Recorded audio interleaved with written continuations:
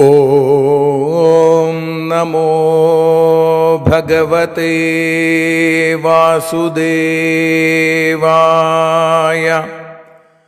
ഓം നമോ ഭഗവതേ വാതനാഥായ. ഓം നമോ ഭഗവതേ നാരായണായ.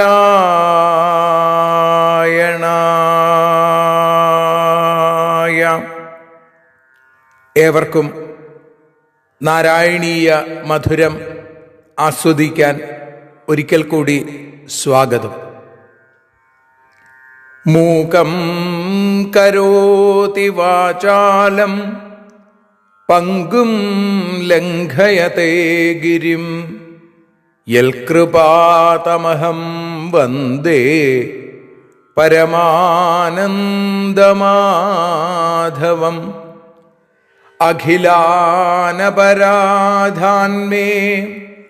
ക്ഷമസ്വ കരുണാനിധേ പ്രസീദ മൽഗുരോ നാഥ ജനകായ നമോ നമഃ. അഖിലാനപരാധാന്മേ ക്ഷമസ്വ കരുണാംബുധേ പ്രസീദ മൽപ്രിയേ നാഥേ മാതൃരൂപേ നമോസ്തുതേ. സദാശിവസമാരംഭാം ശങ്കരാചാര്യമധ്യമാം അസ്മദാചാര്യപര്യന്താം വന്ദേ ഗുരുപരമ്പരാം. നാരായണീയത്തെ പറഞ്ഞിടുമ്പോൾ നാരായണാഖ്യനെ നമിച്ചിടുന്നു. നാരായണൻ വായുപുരത്തിലീശൻ നാവിൽ നിറഞ്ഞെന്നെ തുണച്ചിടേണേ. മോക്ഷക്കടൽ ഭാഗവതം പ്രസിദ്ധം മെല്ലെ കടഞ്ഞു നവനീതമഹോ ലഭിച്ചു. മന്നിൽ നരന്നു ഹരിഭക്തി ലഭിക്കുവാനായി മേൽപുത്തുരേക്ക് സദയം ശുഭ സ്തോത്രകാവ്യം.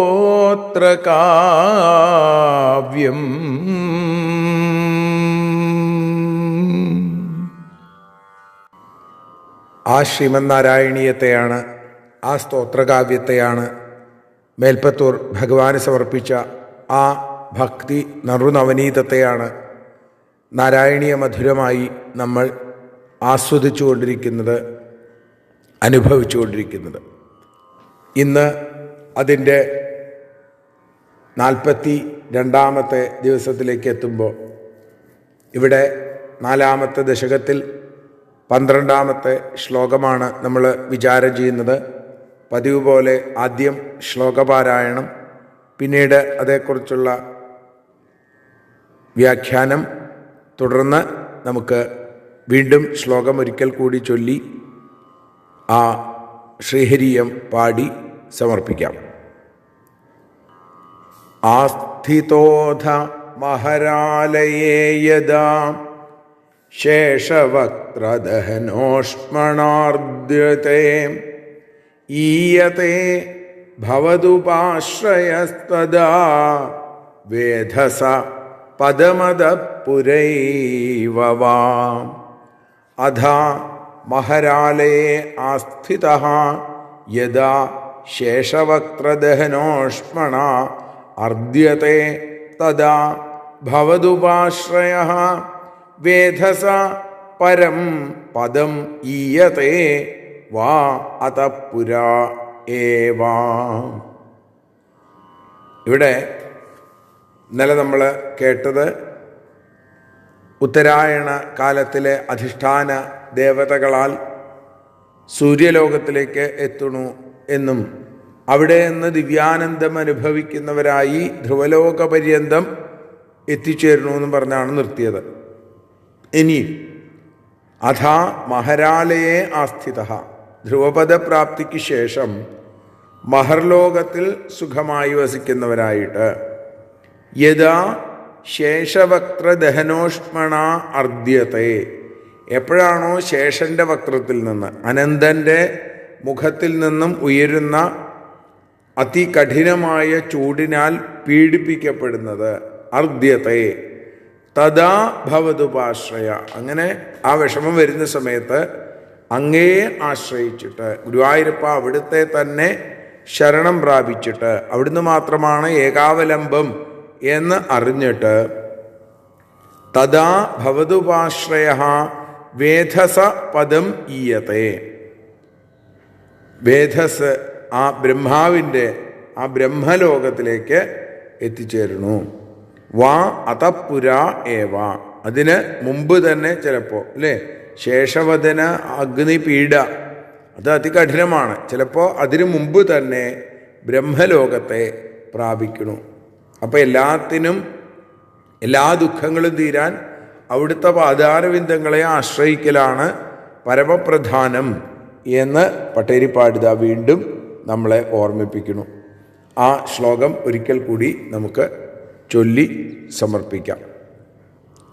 ആസ്ഥിതോധമഹരാലയേ യദാ ശേഷവക്ത്രദഹനോഷ്മണാർദ്ധ്യത്തെ ഈയത്തെ ഭവതുപാശ്രയസ്തദാ വേധസ പദമത പുരൈവ വാ.